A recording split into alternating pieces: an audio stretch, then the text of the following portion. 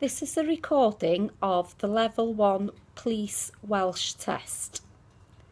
John, are you ready to start? I am. Diolch. Can you say the following place names aloud as accurately as possible for me, please? Number 1, Bangor. Number 2, Blaenau Festiniog. Number 3, Corwen. Number 4, Llandudno. Number 5, Pen Mai Mawr. Diolch, John. Now, second section, can you say the following first names aloud as accurately as possible for me? Okay.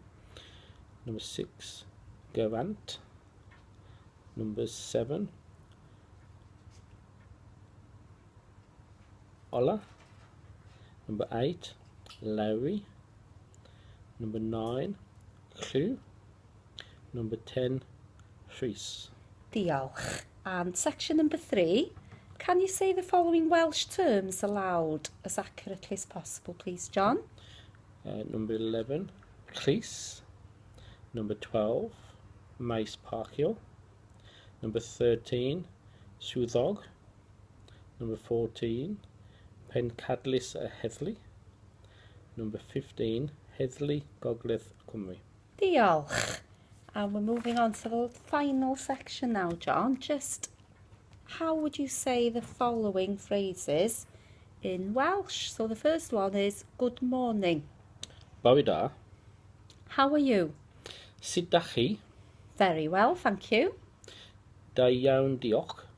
Cheerio, goodbye. Ta-ta. Who are you?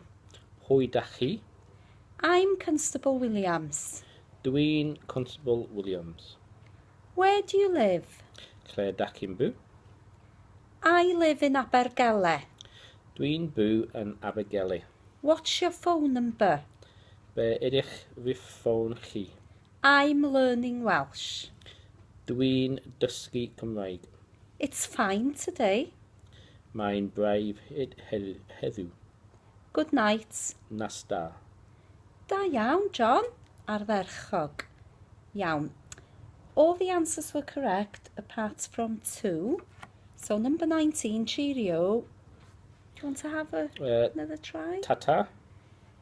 The answer to that, correct answer is hwyl. Hwyl.